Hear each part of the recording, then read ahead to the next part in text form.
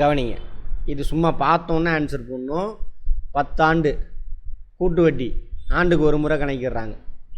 ஓகேவா? இப்போது இது பார்த்தோன்னே தெரிஞ்சு போச்சு இதுதான் 2000 தான் அப்படின்ட்டு. 2000 கூட 3 வருஷத்துக்கானது. 20% தனி வட்டி போட்டிங்கன்னா போதும். 30% 32,600 600 வந்துடும். தனி வட்டி போட்டாவே 2600 வந்துடும். ஆனால் இதெல்லாம் கம்மியாக இருக்குது. இது கிடையாது, இது கிடையாது, இது 2500 தான் இருக்குது, கிடையாது. தனி வட்டி போட்டிங்கன்னாவே 600 போட்டு 2500 வந்துடுது. அப்புறம் இந்த முதலாண்டு முடிவில் கிடைக்கக்கூடிய 200, 2ஆம் ஆண்டு முடிவில் கிடைக்கக்கூடிய 200, இது ரெண்டுக்கு வட்டி போட்டு சேர்த்திங்கன்னா இதான் ஆன்சர் அப்படின்னு போட்டுடலாம். அடுத்த செகண்டே போட்டு முடிச்சிடலாம். அவ்வளோதான். அப்படிங்கிறது தான் டைம். ஒன்று 4 ஆப்ஷன் தானே கொடுத்துட்றான். சரியா?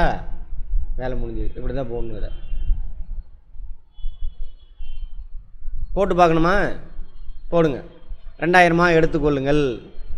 முதல் ஆண்டு முடிவில் 10% 200, 2ஆம் ஆண்டு முடிவில் இதுக்கு 10% 200.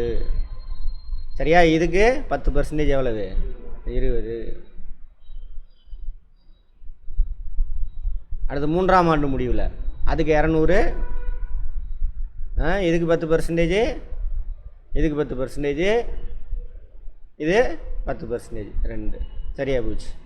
ஸோ 600, 2662. ஏன் வராது? வரும். ஜட்ஜ்மெண்ட் பண்ணி போடணும்.